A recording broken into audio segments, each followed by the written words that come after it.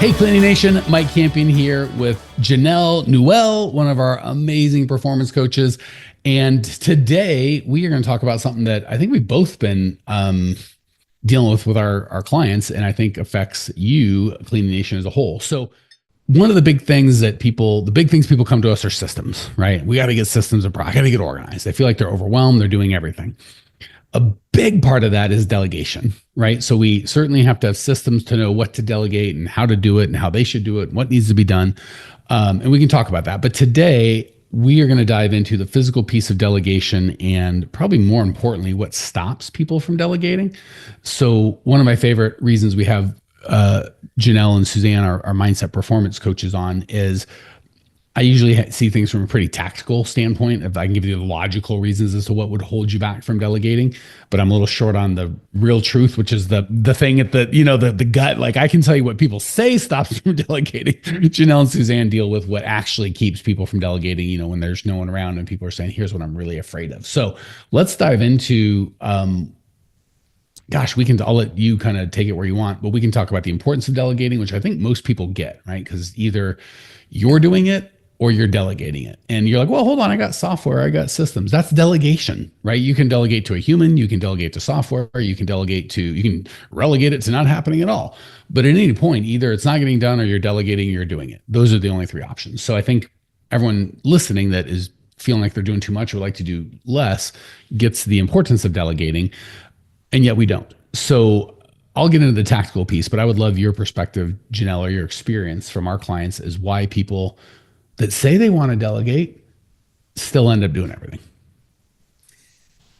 Oh, so many reasons.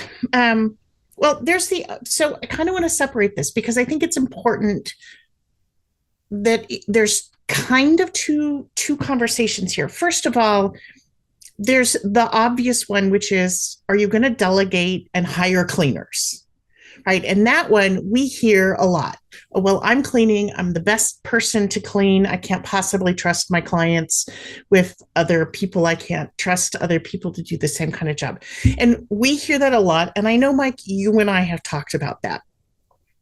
But I think that level, like once we get you through that level, there's another level that really holds people's businesses back. And this is where we really see the limitations that we place on ourselves, which is once they make it out of cleaning and into management, now there's a lot of things that they end up doing that need to be delegated because it's not the best use of them.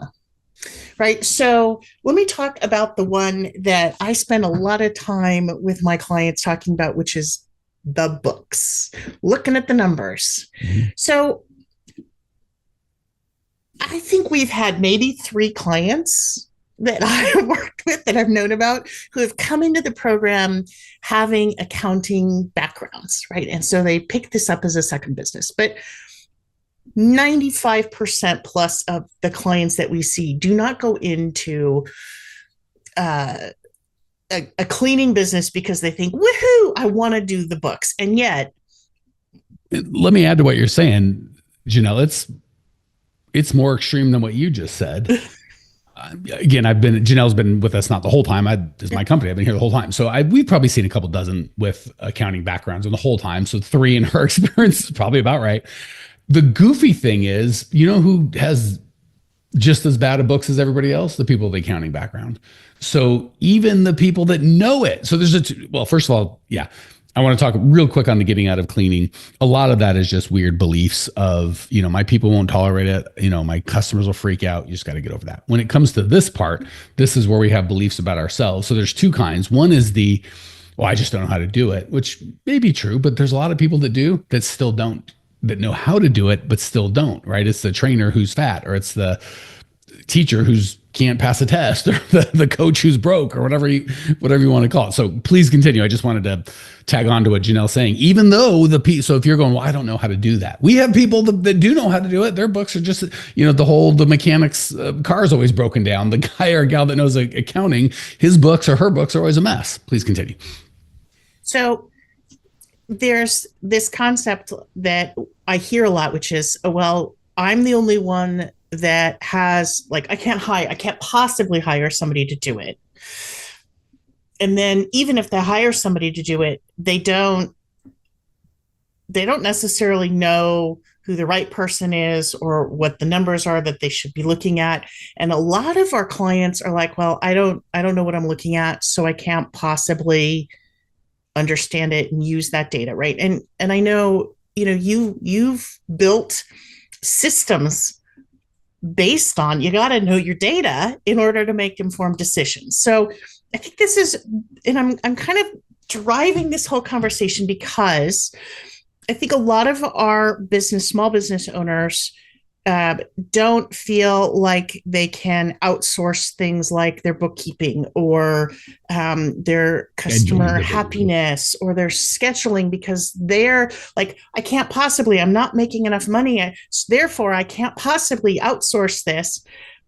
When it is not the best use of their time. And if they just took that time and found the right people for those jobs, they could be making so much more money, because then they could be doing the things that actually would move the bottom line, which is sales, which is paying attention to the marketing, which is the strategy for the company moving forward, giving yourself headspace for the big executive decisions that need to be made, rather than the managerial decisions of, does this line item go in this box or does it go in that box, or do I just ignore it this week and get to it next week?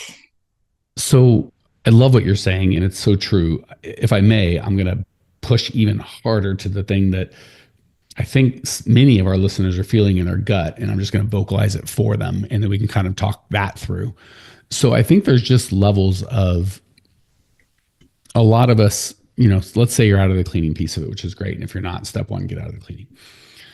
A lot of us at whatever level we're at, we're doing the cleaning, but don't know how to get to the admin. We're doing the admin, but don't get it. It's twofold. It's really three things that wave into it. And when you put them all together, it's almost unovercomable. And that's why people stay stuck. Thing one is there really is busyness, right? There's moms with kids. There's dads with families. There's some people have other jobs or other businesses. There really is just busyness. And that's what we kind of point to. I'm just so busy, I'm overwhelmed. If we got a little more honest with ourselves, the reality is, if we had the time and we were honest with ourselves, we'd be like, I don't really know what to do. So I think that we kind of hide behind the busyness, but at the base of it, and I think somehow we judge ourselves for that. Like, I should be better. I should know more. It's like, well, why? Did you go to school for that? Like, are other people just born knowing that? Well, no. Like, we give this wildly unreasonable standard. And then we might even go, I've spent 1,000 hours on YouTube University and I'm more confused now than I was when I started. Well, of course you are. Why wouldn't you be? So the big things that I think weave into it, I think there's I don't have time, which is 80% true. Like, if we really knew what to do and we are confident it would work and get us our goals, I think we'd make time. So that's superficial, but it's real. Like, we are busy, but you tied into that. And if I did have the time, I really wouldn't know what to do. And if I did know what to do, like, I think we think, yeah, a lot of these things just go into, yeah, I should do it. Yeah, I should have my books right. Yeah, I should have a customer happiness program. Yeah, I should have someone else do the scheduling. So even if I knew how to do that, then I wouldn't know what to do. Like, what should I be working on? And if I knew what I was supposed to be working on, I don't know how to do it. So there's just so much confusion. We never take the moment to think through, is it really busyness or is it just fear? And a lot of times it's fear. And then we stop there and just beat ourselves up. You dummy, don't be fear. You're supposed to go fight through the fear. Instead of giving ourselves credit and going, well, if you really don't know what to do or how to do it, well, that's not fair either, right? Like, you shouldn't yell at yourself for not knowing. And then we go to YouTube, and then we get 1,000 different voices. And there's, again, I love YouTube. It's great that we live in a country and a time where the knowledge of the human race is in one spot, but that can also be overwhelming, or it is overwhelming. So I've got thoughts, but I'd love to get your perspective before I go on, Jenell, of how you help people when they've got that trifecta of, I am really busy, not busy enough I couldn't do stuff if I knew what to do, but if I did have time, I really wouldn't know what's important to focus on. Yeah. And if I did know what was important to focus on, I'm not good at it. Like I know marketing is good, but I don't know how to freaking market. And then they go get overwhelmed with a bunch of information, and then they're like, oh, and they go right back to the thing, and they go right back to the thing that's keeping them busy, and it lasts forever. How do you walk people through that reality that they've created for themselves? Yeah. So, fear is a slippery thing. Fear manifests in a bunch of different ways. And one of the biggest ways I see fear manifest is in confusion, because a confused mind won't make a decision, which means a confused mind will never take an action. What happens is a lot of times we do know that, gosh, I don't necessarily know what my next step is, but I think it's this step. Mm-hmm. But then our fear center goes, wow, oh my gosh, I don't know how to do that. Or, oh my gosh, I'm not good at that. Oh my gosh, I've never done that. Or even if I become wildly successful, if I do that and I become wildly successful, I just, it will tear my life apart. Right. So there's a bunch of different fear conversations that happen. But the best way to derail us is to be confused and to be overwhelmed, right? Because it keeps us how do you walk people comfortable and out of stuck. that? Like when people come to you confused, and again, it's a little, we cheat Yeah. because if they're in the program, obviously we can tell them exactly what to do and how to do it. But that's not the bulk of the people are out there on their own. How would you walk through a client that didn't have that? So what we have to do is, again, I'm a big proponent, take the deep breath, right? When we're in the swirl, we actually have to kind of ground and center and come back to what's so right now. So, and this is why I love your numbers-based focus, right? So what's so right now? Well, actually, what's so right now is, gosh, I need to get a grip on my numbers. Okay, well, I'm not good at this. I'm not trained at this. I don't know what I'm supposed to be looking at. So I just need one piece of information about what my next step is, right? So again, coming back to the numbers. Okay, I don't have good numbers. I have no systems. I don't even know, like if I hired a bookkeeper, well, I don't even know what they're going to do for me. Okay, got it. But I also know that I need numbers. I need to be able to look at my real financials. Mike Campion here. Do you ever listen to the podcast and go, this is great information, I just wish I could actually get it implemented and I wish I could get some help? Well, we do that. If you would like either myself or my team's help actually coming up with a plan that's specialized to you and your business, because with these podcasts, obviously we have to be very general and we can only go 20 minutes at a time. If you'd like to jump on a call with myself or my team, go to growmycleaningcompany.com/talk. We'll jump on a call. There's no charge. And we'll help you get some absolute clarity around exactly what to do next and how to do it. The reason we don't charge for these calls is the plan that we come up with, people want help implementing that. If that's the case, we're happy to talk about it. And if it's not, that's okay too. We're happy to just help you come up with a plan. So if you want to translate the information you're learning here into an actual plan that can change your life, give us a ring, growmycleaningcompany.com/talk. Love to either myself or have one of our coaches walk you through and actually personalize the content you get here to where you're at with your business. Talk soon. So there's so many great resources, but first of all, let's delegate to that system. Like, what would happen if you used an accounting or a bookkeeping system? Well, you could put your data in there and you could get some information out, and there's plenty of support in helping you understand the basics of the data, right? We don't ask you to become an accountant or understand how to file your own taxes or any of, but we need basic information. And then what would happen if you didn't have to be the person that put the data in? Well, you would have that time. Again, is this the best use of me? I really like that question, because if we're grounded in the present and we're looking at the problems, or, what do I need in my business right now? And I ask myself, well, what is actually the best use of me? right? The best use of me is not to be your bookkeeper or to be my own bookkeeper, right? That is not the best use of me. So then, great. How am I going to solve this problem? What steps do I need to take? Let's break it down into manageable steps. Okay, so I'm going to find an accounting system. Great. There's always support, right? Every accounting system out there has support.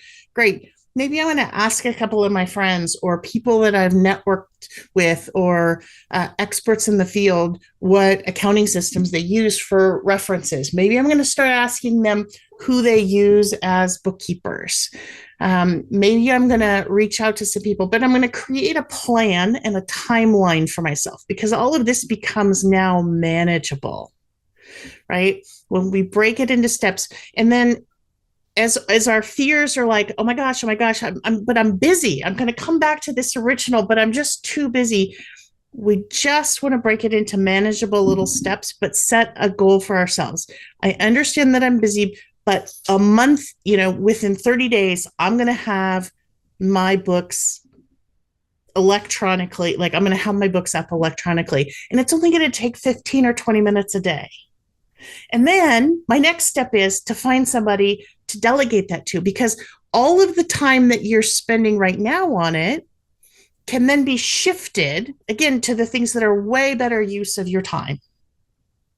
So let me jump in because you brought up such important things. So first of all, Alex Hormozy, one of the guys I listen to a lot, says it takes, and I found this to be the case, it takes 20 years or it takes 20 hours, you can become half an expert in anything, right? Like people think it's going to take forever and ever. And obviously to be a true expert, like maybe 10,000 hours, but just to get passable at something where you can do it, it's usually less than 20 hours, but people wait a decade to start.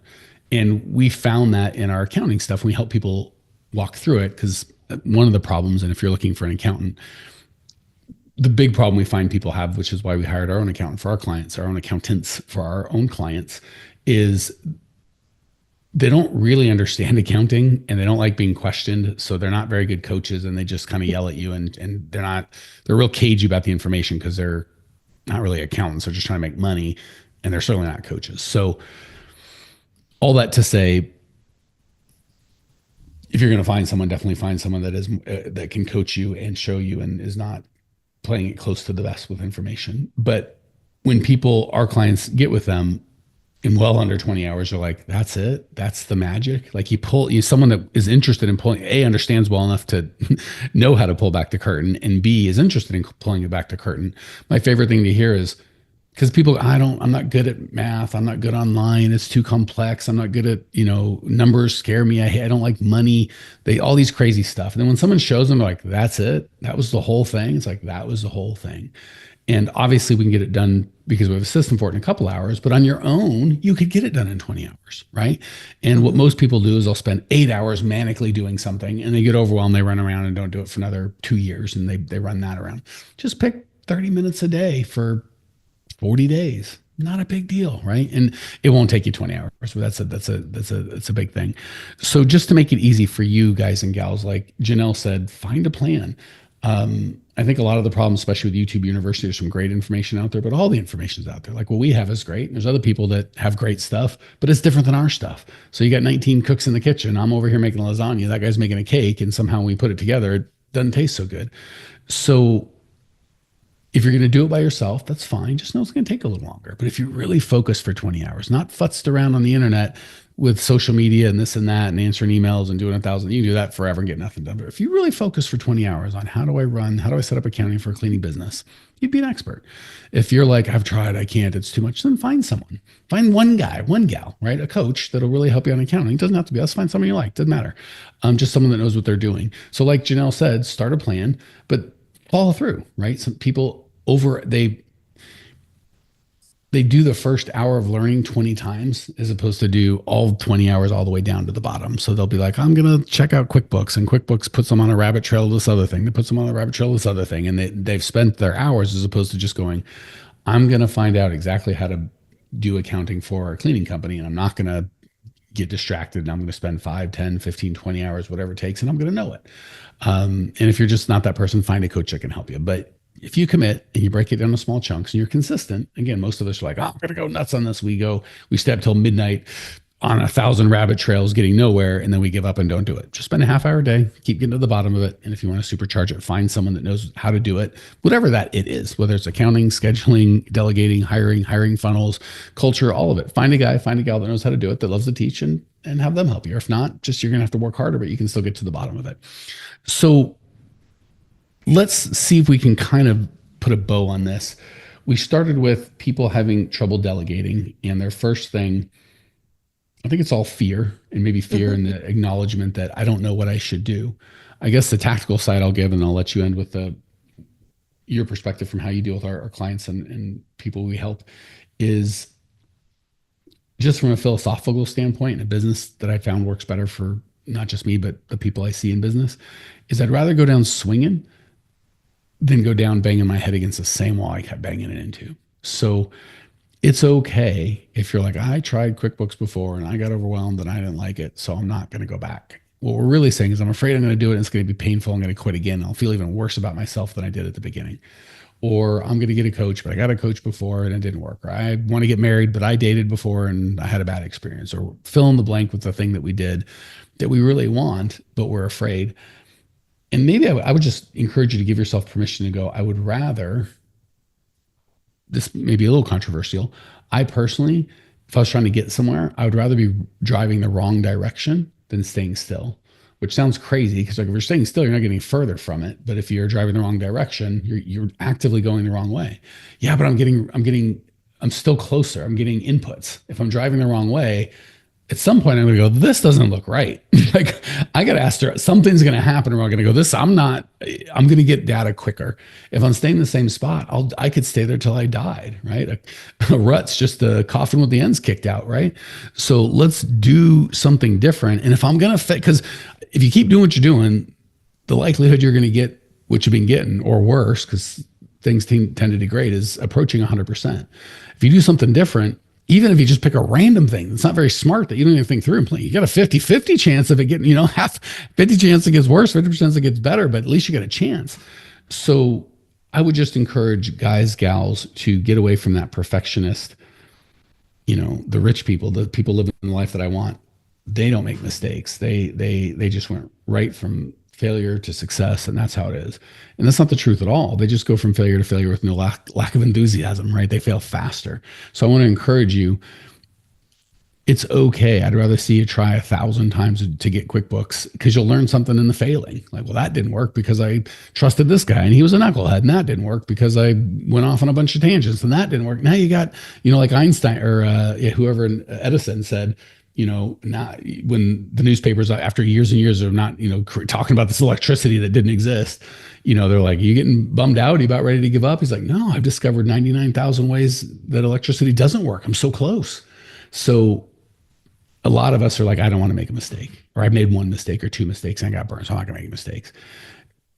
I don't know if there's any credible business coach or someone that has had any success that would tell you, yeah, the best strategy is to avoid mistakes. The less mistakes you make, the better you are. Everyone that's been doing this for more than 10 seconds is going to go, the more mistakes you make. You don't, some mistakes will kill you. You want to make sure you avoid those. But the non-lethal mistakes, which is the vast majority, you just got to make them faster. And again, that's why you pay a coach. You're like, hey, you made a bunch of those mistakes. Could I give you money to tell me how to make smarter, better mistakes so I don't have to make the same big, dumb mistakes you made? Sure. And again, you'll still make mistakes. I wish I could tell you, for us, if you came to us, give us all the money in the world, you're still going to make mistakes. You're just going to make better mistakes. You're going to have someone to make sure the guardrails are up, and you don't make the mistakes that kill you, and you recover from them faster, but you're still going to make them. So just pay down your ignorance tax faster by doing something. And you'll get so much smarter by asking dumb questions than by asking no questions. Okay, I got a little preachy. So that's the tactical side of why to do something, right? If you've delegated before and it didn't work, look at why it didn't work, and then be like, here's version 2.0 of delegating. And when that doesn't work, go, awesome. Now I've discovered 99,000 ways not to delegate. I'm so much closer to being perfect at this. So that's the tactical side. What do you have on the belief side that you can help folks transition from, I got to do everything myself, to there are smarter, better people than me, and I'll not only be happier, but make a lot more money and serve a lot more people if I widen my circle. Yeah. I mean, sometimes it's just as simple as asking yourself, am I good at this? Or is this something that I even really want to do? Do I feel Mhm. like I have to do it? Because there's always a way to find another way, right? So if you're feeling like I have to, even though you're not good at it, you don't like it, huh, okay. We have a chance to be curious and to find a solution. The other one that I see is, but I'm really, really good at this, Mhm. right? But Like I love really, cleaning. I'm really good at good. cleaning. Yeah. Okay, but are you building a business? Are you building a legacy for yourself? Are you building that wealth building machine and serving as many clients as possible by pigeonholing yourself in this job in your business? Or are you, in fact, not serving your business, your employees, and your customers to the highest level, which means giving somebody else a chance to do that job that you know you're really good at? Sometimes we just have to let go of doing the things that we know we're really good at and we're comfortable with and step into, but there's something even greater for me. It's Yeah, a possibility. they're both just doing what's comfortable as opposed to what's going to get your goal. So I'm terrible at this and I have to get good at it. Yeah, that's uncomfortable and it's going to cost being uncomfortable to get your goal. I'm really good at this, so I'm uncomfortable giving it to somebody else. Yeah, it's going to cost being uncomfortable to get to your goal. And there's nothing wrong with cleaning. Like it's honorable work. If that's what God put you on the earth to do, or if that's what your goal is to, I love going into a dirty place and making it clean and giving the client a hug and taking a couple bucks and being on my way. That's fantastic. If that's for you, go get them. But if your goal and your vision is to build a business, then you have to be a business owner. You can be a cleaner and owner. You can't be both. There's nothing wrong with cleaners, nothing wrong with owners. But if you try and do both, you're going to be miserable at both. So I guess the big takeaway or the sum up I would say is if you're doing things that you don't like and you don't know, you know, are not best, let's write down what you're doing. Because all you're doing, by the way, is you're like, it's impossible. No one else could ever do scheduling. They don't know who lives where and what they prefer and when they want to be here and what employees are available when. It's like, yeah, it's impossible. There's no such thing as a spreadsheet where you could write all employee name, customer name, like that would just, and it's so funny. Same thing with the accounting. When we start doing scheduling for our clients, they are like, well, you cheated. You just broke it down into a super simple system. Anyone could do that. We're like, exactly the point. So whatever you think is undoable by anyone but you, there's someone out there that's broken into a super simple system that is a little hard on the ego. You're like, oh, I guess it's not that tricky. I mean, maybe if you're a brain surgeon or there's like even then, especially with AI nowadays, they've probably broken it down into some sort of basic if then concept. So people are able to teach people how to do brain surgery. The first guy that did that taught someone else. And I'm sure that's a wildly complex thing. You can certainly teach someone else to do your payroll, your scheduling, your customer happiness, your hiring funnel, all of it. So, all that said, pay down your ignorance tax, do the work, pay someone else that's done the work, but go down swinging. Even if you make a mistake and it doesn't work out the way you want, that can still be a valuable education. Appreciate you joining us. We'll talk soon. growmycleaningcompany.com if you need more help. See you. Hey, Cleaning Nation, if you dug the content you just got, we don't do any ads and I don't sell anything on this podcast, but if you would just subscribe, rate, and review, it would be huge and I'd be so appreciative. Not only is it going to help me, but you'll help other owners of cleaning companies across the world work less, make more, and get profitable. So if you appreciate the value we give, again, subscribe, rate, and review. It would mean the world to me. I'd really appreciate it. And we sure appreciate your time and attention.